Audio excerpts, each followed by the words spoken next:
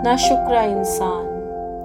बहुत सारी चीज़ें तबीयत पर बोझ डालती हैं और तसलसल के साथ डालती रहती हैं। तो मैं ये समझता हूँ कि कुछ चीज़ें जो खुदा की तरफ से होती हैं और जो हमारी तबीयतों के ऊपर बोझ डालती हैं, इनमें तसलसल का रंग आ जाता है और वो बहुत देर तक फैल जाती हैं। हम इसे अल्लाह की मसलिहत कहकर अपने आप को तसल्ली देने की कोशिश करते हैं और इसके सिवा चारा भी नहीं होता। लेकिन ये सब कुछ कर चुकने के बाद भी तसल्ली नहीं होती इंसान की, और वो ज़्यादा जानना चाहता है ऐसा क्यों हुआ और क्यों होता रहता है। मसलन ये छोटा बच्चा है, इसको कैंसर हो गया है, तो इंसान बड़ा सोचने पर मजबूर होता है कि इसका क्या कसूर है, क्या कोताही थी इसकी। लेकिन उसका कसूर या कोताही से कोई ताल्लुक नहीं होता। वो अक्ल मुतलक है, वो जानता है कि कहाँ पर क्या होना चाहिए। इसके बारे में मगरिब के लोगों ने बहुत कुछ लिखा है और विलायत का अदब इस मौजू से माला माल है, और नज़म में नसर में प्लेस भी हैं। मुझे एक नॉवल याद आ रहा है, द 8 मैन। इसने भी इसमें ये मौजू लिया है, बल्कि उसने ज़िंदगी भर जितनी भी किताबें लिखी, लौट कर पलट कर इसी मौजू पर लिखी। इसकी कहानी मुख्तसर ये है कि 8 आदमी दरिया अबूर कर रहे थे, लोहे के रस्से वाला दरिया। 8वां आदमी एक दूसरे के पीछे जा रहे थे, 8 के 8 आदमी एक दूसरे के पीछे जा रहे थे। खुदा का करना क्या हुआ कि दरमियान में वो रस्सा टूट गया और वो ठाठे मारते हुए पहाड़ी दरिया में गिरे और फौत हो गए। इनका नाम और निशान तक नहीं मिला। फिर वो लिखते हैं कि ऐसा क्यों हुआ। एक आदमी घर से निकला हजामत बनवाने के लिए, और अभी वो सैलून में दाखिल भी नहीं हो सका कि एक अंधी गोली अमेरिका में आम रिवाज है, इसको आग कर लगी। एक औरत जो बस स्टॉप पर खड़ी अपनी सहेली से बातें कर रही थी, इसकी सहेली को किसी बंदे ने निशाना बनाया हुआ था। सहेली तो चली गई, निशाना वो मासूम औरत बन गई, जिसने रोककर उसे पूछा था कि तुम्हारे बेटे का क्या हाल है और तुम कहाँ हो आजकल, ऐसा क्यों होता है। एक बेवा ने अपना बेटा बड़ी आरजुओं और उमंगों के साथ पाला था। एक ही उसका बेटा था, पला बड़ा और जवान हुआ, और इसने CSS किया, वो AC लगा। माँ के यहाँ तो शबे बारात हो गई। उसने घंटी सुनी और दरवाज़ा खोला, और दरवाजे से उसकी लाश घर आई। कुछ ऐसा हुआ, अक्सर होता है। तो थॉम्किन ये कहता है कि एक गालीचे को आप देखो, इसके ऊपर एक फूल बना हुआ होता है और बड़ा खूबसूरत फूल होता है, जो आप इतने बड़े महंगे भाव इस खरीद कर लाते हो इसको। लेकिन अगर आप इस गालीचे को उठाकर देखें तो वो कुछ लंबे धागे, कुछ छोटे धागे, बेहुदा किस्म के धागे ऐसे होते हैं, इन पर निगाह डालने को भी दिल नहीं करता। लेकिन होता ऐसा ही है कि फूल बनने के लिए कुछ ऐसे अमल की ज़रूरत है जो कि आपको गालीचे के लिए दरकार है। हाँ, बहुत अच्छी बात है, लेकिन इंसान बेचारा क्या करे। अपने आप को तसल्ली देने के लिए वो ऐसी बातें करता है, लेकिन उसकी तसल्ली तो हो ही नहीं सकती। जैसे हज़रत अय्यूब अलैहिस्सलाम की ज़िंदगी के बारे में एक ड्रामा है, और जिसे पढ़कर हमने सबकन बहुत कुछ सीखा है। शेक्सपियर के प्ले आपके सामने हैं। मगरिब ने इस पर बहुत कुछ लिखा, और वो कहते हैं कि कुछ चीज़ें ऐसी हैं जिसका कोई फैसला आज तक नहीं बनता। ऐसा क्यों हुआ, लेकिन होता रहता है। वो जो अलीम मुतलक है, वो जो मालिक है सबका, अपनी मर्जी से जो चाहता है वो करता है। उसकी मर्जी में कोई राज होता है तो फिर हम पूछते हैं इसमें क्या राज है। कुछ ہم بھی تو دانش رکھتے ہیں، عقل رکھتے ہیں۔ ہمارے بابے کہتے ہیں اگر کوئی 4-5 سال کا بچہ اتفاق سے ہسپتال کے کسی آپریشن تھیٹر میں چلا جائے، دروازہ کھلا ہوا ہو اور سرجن کام کر رہے ہوں ایک بندے پر، اس کے ہاتھ میں چھریاں نشتر پکڑے ہوئے ہوں، ان کے منہ پر ربڑ چڑھائی ہوئی ہو، ماسک وغیرہ، تو وہ چیخیں مارتا ہوا باہر نکلے گا اور کہے گا ظلم ہو رہا ہے، اچھے بھلے آدمی کا پیٹ کاٹ رہے ہیں چھریوں کے ساتھ، اے لوگوں جاؤ جاؤ جاؤ بچاؤ۔ تو کچھ ایسا ہی حال ہے انسان کا، وہ بھی یہی سمجھتا ہے کہ میری عقل و دانش کے مطابق سب کچھ ہے۔ میں نے جیسے پچھلی مرتبہ کہا تھا کہ چیونٹی جسے ایک سمندر کو نہیں سمجھ سکتی، انسان اللہ کے راز، افعال اور اس کے کام اور قانون کو نہیں جان سکتا۔ خوش قسمتی یہ ہے کہ اس نے ہمیں احکام دیے ہیں۔ بڑی خوش قسمتی یہ ہے کہ میں نے اپنے ایک پروگرام میں عرض کیا تھا کہ میں تو اس دنیا میں آ گیا، اپنی مرضی کے خلاف حکم دیا کہ تم چلو۔ ہم نے کہا ٹھیک ہے۔ یہاں آ کر ایسے گھر میں پیدا ہو گیا جو غریب سا گھر تھا۔ میں امیر گھرانے میں پیدا ہونا چاہتا تھا، میری آرزو تھی کہ فرسٹ کلاس موٹریں ہوں، لیکن جہاں حکم ہوا وہاں آ گیا، اور میں جمعرات کو پیدا ہونا چاہتا تھا، ہفتے کو پیدا ہو گیا۔ تاریخ مجھے یہ پسند نہیں تھی، ٹھیک ہے، بالکل ٹھیک ہو گیا۔ جب یہ برسا کوزہ میں بن گیا تو کوزہ گر خدا ہے، دست بدست پوچھا کہ اے کوزہ گر اس میں ڈالنا کیا ہے؟ مجھے تو یہ بھی نہیں پتا، میں تو بن کے یہاں آیا ہوں۔ تو پھر اس کی مہربانی ہے، اس کا کرم ہے کہ اس نے فرمایا کہ میں نے انسان نبی کے ذریعے سب کچھ جان چکے، سمجھ لینے کے لیے ایک پروگرام، ایک فریم ورک دے دیا گیا۔ تو جو خوش قسمت لوگ ہوتے ہیں جن کو ہم بہت قریب سے جا کر دیکھتے ہیں، میں ان کو بڑے شوق سے دیکھتا ہوں، اور تو اور میں ان کو بابے کہتا ہوں۔ اللہ کے دیے ہوئے احکام کو کس خوش دلی کے ساتھ، کس محبت کے ساتھ وہ مانتے ہیں اور مانتے چلے جاتے ہیں۔ کوتاہی ہوتی ہے تو پھر اٹھ کر ماننا شروع کر دیتے ہیں۔ میں حرم شریف میں جب پہلی مرتبہ گیا، بڑی دیر کی بات ہے، جب حرم شریف کی شکل و صورت ایسی نہیں تھی جیسی اب ہے۔ ماشاءاللہ جب بھی پیاری تھی، لیکن اس کے اندر سخت پتھر تھے، کھڑے ہونے کے لیے کچا راستہ تھا۔ وہاں پر زمزم کے پاس کسی نے زمزم سے اپنی پگڑی دھو کے ان پتھروں پر ڈالی ہوئی تھی سوکھنے کے لیے۔ تو میں وہاں بیٹھا تھا، مجھے کچھ اچھا نہ لگا۔ حرم شریف میں کپڑے سوکھنے کے لیے، لیکن لوگ اکثر ڈالتے تھے، کچھ کہہ بھی نہیں سکتا تھا۔ وہ آدمی جب پگڑی سوکھی ہوئی اٹھانے کے لیے آیا تو میں نے پوچھا بھائی صاحب آپ کہاں کے ہیں؟ کہنے لگا میں پاکستان سے۔ میں نے کہا بڑی خوشی کی بات ہے، پگڑی سے اندازہ لگایا تھا کہ آپ وہیں کے ہوں گے۔ ویسے آپ کون سے علاقے کے ہیں؟ کہنے لگا سائیں میں سندھی ہوں۔ میں نے کہا بڑی برکت والی بات ہے، چونکہ آپ مذہب کے بہت قریب ہوتے ہیں، بڑے ماننے والے لوگ ہوتے ہیں اور ان میں بڑی محبت اور جذبہ ہوتا ہے۔ تو میں نے کہا سائیں آپ یہاں کب سے ہیں؟ کہنے لگا بابا میں تو 18 برس سے ہوں۔ تو میں نے کہا آپ یہاں کیا کرتے ہیں؟ لگتا ہے آپ کسی خاص پروجیکٹ کے ساتھ آئے ہیں۔ کہنے لگا ہم ایسے ہی چل کے آ گئے تھے یہاں رہنے کے لیے، صبح سویرے اٹھ کے منڈی میں بوجھ ڈھوتے ہیں، اس کے 2-4-5 ریال مل جاتے ہیں، اس سے ہم اپنا روٹی کھانا پانی کرتے ہیں۔ پھر ہم آ کے حرم میں جاتے ہیں، اس پر نگاہ لگا کے بیٹھ جاتے ہیں، اس کو دیکھتے رہتے ہیں۔ میں نے کہا تو پھر جب آپ یہاں آ جاتے ہیں، حرم میں بیٹھتے ہیں، تو آپ حرم میں کیا کرتے ہیں؟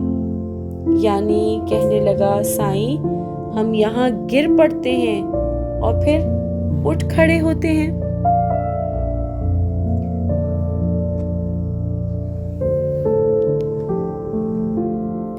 "18 برس سے؟"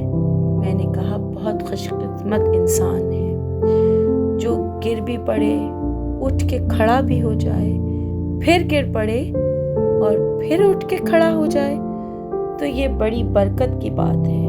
ان ماننے والے لوگوں کی جو تسلیم کر لیتے ہیں اس بات کو کہ جو ہمیں فریم ورک عطا کیا گیا ہے وہ صحیح ہے، مناسب ہے اور اسی کے مطابق ہم اپنی زندگی کو بسر کریں گے۔ لیکن اس کے ساتھ انسانی کمزوری ہے۔ گرنے والا جو مقام آتا ہے تو وہ بھی ساتھ چلتا ہے۔ اس وقت آدمی یہ ضرور سوچتا ہے کہ یہ میرے ساتھ، میرے دوستوں کے ساتھ، میرے عزیزوں کے ساتھ کیا ہوا؟ تو اس میں عزیزان گرامی زیادہ کوتاہی اس بات کی ہوتی ہے کہ انسان جو ہے وہ بڑا بے صبرا اور ناشکرا ہے، اور اس کی ایک خاصیت ہے، چھوٹے سے دھبے کو پھیلا کر نہ صرف اپنی زندگی پر، نہ صرف اپنے علاقے پر، بلکہ ساری دنیا پر محیط کر لیتا ہے اور خود اس کے دائرے کی لپٹ میں آ جاتا ہے۔ اب اگر آپ غور کریں گے تو مصائب اور مشکلات اتنی ہی شدید ہوتی ہیں جتنا کہ آپ نے ان کو بنا دیا ہوتا ہے، اور وہ آپ کی ساری زندگی کا ایک حصہ ہوتی ہے، ساری زندگی نہیں ہوتی۔ بندہ یہ سمجھتا ہے کہ یہ ساری کی ساری میری زندگی ہے اور وہ برباد ہو گئی، تباہ ہو گئی۔ مجھے یاد آیا آپ سے بات کرتے کرتے، ایک منگ بادشاہ کے عہد میں ایک غریب آدمی تھا، گاؤں کا رہنے والا تھا، بہت ہی غریب تھا، لیکن تھا وہ صوفی آدمی، روحانیت سے اس کا گہرا تعلق تھا۔ تو اس غریب آدمی کے پاس ایک خوبصورت گھوڑا تھا، اعلیٰ نسل کا گھوڑا۔ دنیا اسے دیکھنے کے لیے آتی۔ اس نے بڑے پیار سے اپنے گھر کے قریب ایک چھوٹا سا استبل بنا کے رکھا ہوا تھا۔ اس کا عشق اور کچھ نہیں تھا، اس کے پاس اور کچھ نہیں تھا، ایک گھوڑا ہی تھا اس کے پاس۔ بادشاہ وقت کو پتہ چلا کہ ایک گھوڑا اس کے پاس ہے جو کہ بہت اعلیٰ نسل کا ہے، تو یہ حاصل کرنا چاہیے۔ تو بادشاہ اپنے حواریوں کے ساتھ، امیروں وزیروں کے ساتھ اس کے پاس آیا، کہنے لگا، اے فقیر، مانگ، کیا مانگتا ہے اس گھوڑے کے بدلے؟ اس نے کہا، حضور یہ بکاؤ مال نہیں، یہ شوق سے رکھا ہوا ہے، یہ بیچا نہیں جا سکتا، یہ تو بیچنے والی چیز ہی نہیں ہے۔ اس نے کہا، نہیں، ہم تجھے منہ مانگی قیمت دیں گے۔ کہنے لگا، نہیں جی، میں نے بیچنا ہی نہیں۔ اس نے کہا، پھر غور کر لے، ہم تجھے ایک برگنا دیں گے، ایک ریاست دیں گے، اس کے بدلے تو یہ ہمیں گھوڑا دے دے۔ وہ پھر بھی نہیں مانا، ضدی آدمی تھا۔ سودا چکتے چکتے معاملہ یہاں تک پہنچ گیا کہ اس نے کہا، آدھی سلطنت لے لے، گھوڑا مجھے دے دے۔ کہنے لگا، نہیں جناب عالی، میں نے بتایا کہ اس کا مول کوئی نہیں، اگر یہ بکنے والی چیز ہوتی تو میں دے دیتا آپ کو، لیکن یہ بکنے والی چیز نہیں ہے۔ تو اس نے کہا، اچھا، تیری مرضی۔ جب بادشاہ چلا گیا تو گاؤں کے لوگوں نے کہا، تو کتنا نالائق ہے، تو کتنا بے وقوف اور کتنا جاہل ہے۔ بادشاہ وقت تیرے پاس آیا، اس نے آدھی سلطنت تجھے دینا چاہی، اگر ظالم تجھے مل جاتی تو ہم بھی مزے کر لیتے، سارے گاؤں کے مزے ہو جاتے، تو ہمارا بادشاہ ہوتا۔ ظالم، تو نے یہ کیا کیا؟ یہ کتنی بڑی حماقت کی ہے، کتنی بڑی خوش نصیبی کو گھر آئے دھکا دے دیا، باہر پھینک دیا تو نے۔ اس نے کہا، وہ عجیب و غریب آدمی تھا کہ یہ میرا گھوڑا ہے، اس نے اس کا مول لگایا، मैंने नहीं दिया। इसमें क्या खुश नसीबी क्या बदनसीबी की बात है। ये तो मेरी जिंदगी है, मेरा घोड़ा है। खुश नसीबी तुम किधर से निकाल रहे हो, मैं नहीं देता। उन्होंने कहा, तू जिद्दी आदमी है, तू शुरू से ही ऐसा है, तेरा मिजाज ही ऐसा है। ये कहकर चले गए। थोड़े अरसे बाद क्या हुआ, सुबह उठा चारा डालने के लिए तो वहां देखा कि अस्तबल में घोड़ा नहीं था, अस्तबल खाली था। गांव के लोग आए, रोते पीटते कहने लगे, हमारे गांव का हुस्न तबाह हो गया। तुझसे कहा था ना कि बादशाह वक्त के साथ जोर आजमाई नहीं करते। तेरा घोड़ा तेरे पास नहीं रहा, तेरे साथ तो बड़ा जुल्म हुआ, तबाह हो गया, बर्बाद हो गया।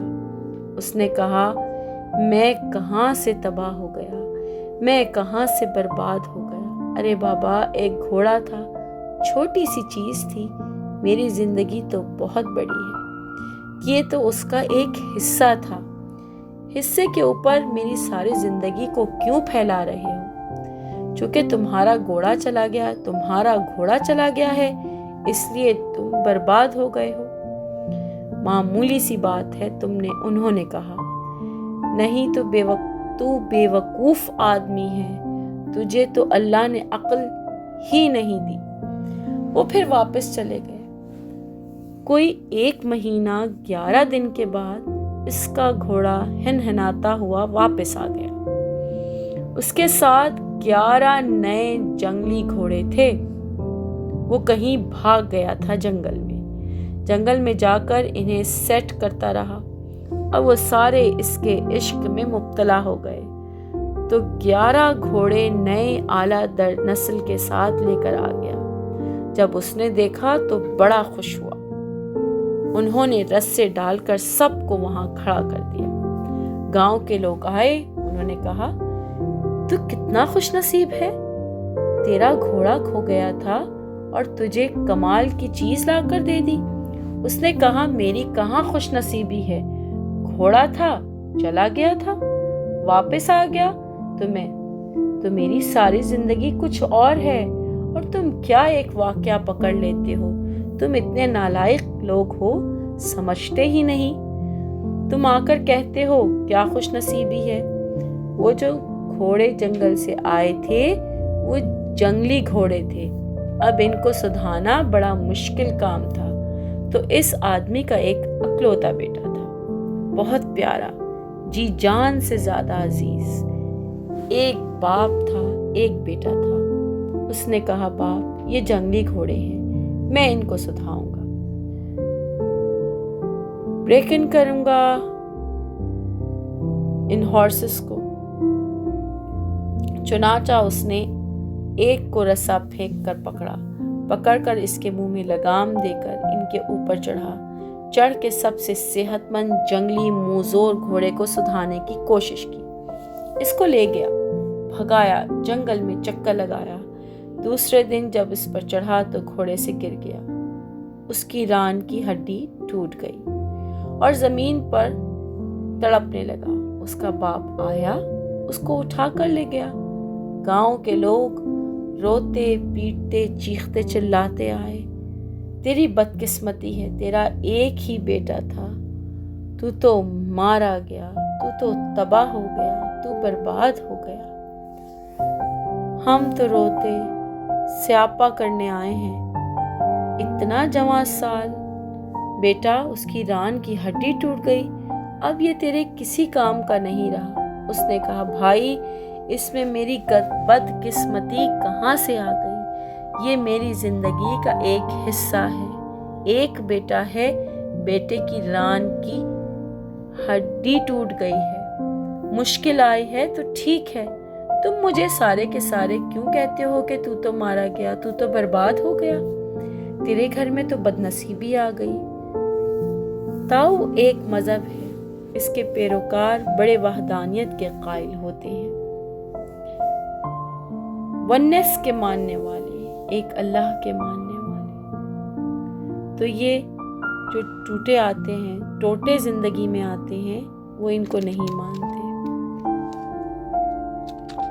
पूरी जिंदगी को مانتے ہیں۔ اب وہ بدنصیب باپ اور بدنصیب بیٹا اور ان کے 12 گھوڑے رہ گئے۔ تھوڑے دنوں کے بعد بادشاہ کی قریبی ہمسائے بادشاہ سے جنگ لگ گئی اور گھمسان کارن پڑا۔ جنگ طول اختیار کر گئی تو بادشاہ وقت کو جبری بھرتی کی ضرورت پڑی۔ اس نے ڈنکا بجا دیا، گاؤں گاؤں میں ڈھونڈی پھیر دی اور جو نوجوان بچے تھے ان کی زبردستی جبری بھرتی کے لیے وہ گاؤں میں آ گئے۔ جتنے خوبصورت نوجوان تھے، مضبوط بچے تھے، ان کو کان سے پکڑ کر جنگ میں لے گئے۔ اس کے بیٹے کی ٹانگ ٹوٹی ہوئی تھی، وہ کسی کام کا ہی نہیں تھا، وہ اسے چھوڑ کر چلے گئے۔ گاؤں کے لوگ اس کے پاس آ کر کہنے لگے، یار ہمارے تو پیارے بیٹے تھے، وہ سب کو ہانک کر لے گئے، تو بہت اچھا رہا، تو بہت خوش قسمت ہے۔ اس نے کہا، یار تم بندے اس قابل ہی نہیں ہو کہ تمہارے ساتھ رہا جائے۔ یہ گاؤں ہی نالائق لوگوں کا گاؤں ہے، جو زندگی کے ایک چھوٹے سے حصے کو ساری زندگی پر پھیلا کر اس کا نتیجہ نکال دیتے ہیں۔ تو میں تو معافی چاہتا ہوں، میں تمہارے درمیان نہیں رہوں گا، یہ میری اور تمہاری جدائی ہی صحیح۔ چنانچہ وہ اپنے گھوڑے اور بیٹا لے کر کسی اور گاؤں چلا گیا۔ اس کا یہ فلسفہ چینی فلسفہ ہے، دائرے کا ایک بہت بڑا حصہ بنا کر زندگی کو سمجھنے اور جانچنے کے لیے اور اس کو آنکنے کے لیے ایک فٹا لے کر اس کا دائرہ کار طے کرنے کے لیے۔ کبھی مت کہیے آپ کی زندگی میں اگر کوئی برا واقعہ ہوا ہے، کوئی ایک دھبا آیا ہے، کہ وہ ساری کی ساری آپ کی زندگی پر محیط ہوگا۔